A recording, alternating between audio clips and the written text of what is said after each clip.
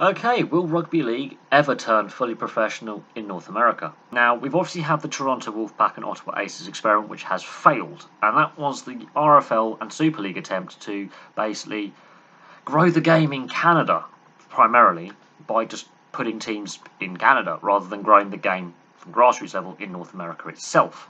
Now, the Wolfpack failed for a variety of reasons, and there was a lot of money issues as well, but having one team in Canada and the rest of the league playing in England and France, that's a logistical nightmare at the best of times. Now, rugby league in Europe is not the wealthiest sport. Rugby union is far wealthier, far better established, better TV deal. Now, rugby league is, well, it has been professional for a very long time, but the league is limited in the way that it's looking at expanding the game. The two French teams that play in the Super League structure play in the southwest of France, which is, well, Rugby League's homeland in France. Most of the teams that play in the Super League structure from England play in the north of England, which again is the traditional location. The RFL is almost perverse at trying to grow the game domestically, but they try to grow the game overseas. This is where I think the NRL and the Australian Rugby League Commission could ultimately help. Now, we know the NRL was exceptionally popular when they returned to play in May last year. It was the first professional league anywhere in the world to resume competitive matches and resume league play. And the Americans, especially in the US, bought in. They wanted to watch sport. Now, Rugby League is a far simpler code to learn than Rugby Union. And yes, Major League Rugby has been really, really successful. The game at grassroots level and at professional level is growing in the US and Canada, and it is being picked up by a lot of universities. So the collegiate system is now becoming very, very important. It's also, they brought in a draft system now. There's enough playing talent of a high enough level to be drafted into Major League Rugby. Now, it's not the same standard as European club rugby, but it is growing rapidly, and they are attracting some big name players from the Southern Hemisphere and Europe into Major League Rugby. So that could be an avenue of growing the game in Rugby League. He's getting one or two high profile players and players who played in the Super League and the NRL to be willing to take the risk and go, yep, I'll up sticks and go and take a risk in North America. Now, the potential is there. There is a huge athlete base in North America. The NCAA system churns out athletes, and not a lot of them, not all of them, make it to the professional ranks of NFL, CFL, which is basically the dumping ground for those players that don't make it to the NFL, who are still good enough and better than college level. Major League Rugby has shown that you can establish a league if given the right funding, direction, and drive, especially from grassroots, and the right assistance.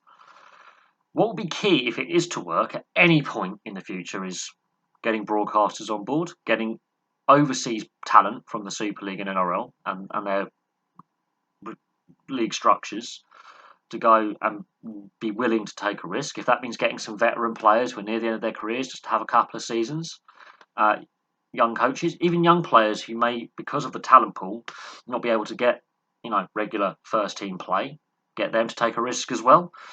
That'll be crucial. But getting a broadcaster on board is going to be definite. And also taking especially internationals to North America during the international windows would be a massive boost. Seeing the top talent, I'm talking about the top talent, on a yearly basis. We have seen State of Origin played in the US before. Now, that's the three biggest domestic games in Australia of the year outside of Test Rugby and the Grand Final. They are the biggest games for TV viewership, stadium attendance. It is the best of the best going at each other for three matches in a three-match series. We have seen them taken over to the US before. Maybe do that again. I don't think a professional rugby league of rugby league, oh yes, is going to happen overnight. It may be 5 or 6 years down the road. We know the next Rugby League World Cup after the one in England is going to be in France, but I think possibly giving the US a World Cup may assist in growing the game. They did it with soccer, or as I call football, in 1994. The MLS started 2 seasons later. Now, it took a while for the MLS to actually stabilise and become what it is today. There was a lot of financial issues, a lot of concern with low attendance until, guess what, David Beckham nearer the end of his career, decided to go to Los Angeles Galaxy, the LA Galaxy, and then things changed.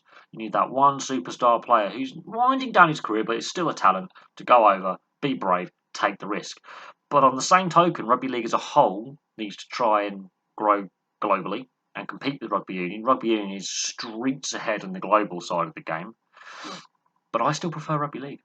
Rugby union may be streets ahead in its global appeal and growing the game globally, but I do honestly believe rugby league is underutilising itself.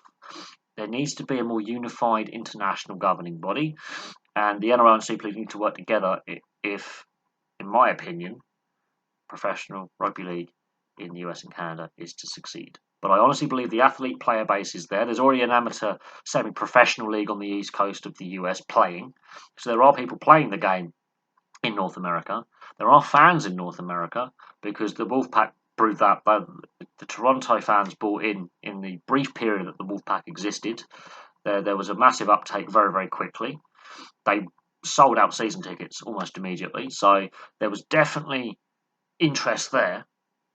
And yeah, I honestly believe that the potential is there. It's whether there's the willpower there to do it, and whether there's willpower currently within the game in Australia, New Zealand, England, and France to actually take the risk properly by working together and bringing a league to the US and Canada. Because I honestly believe it could work.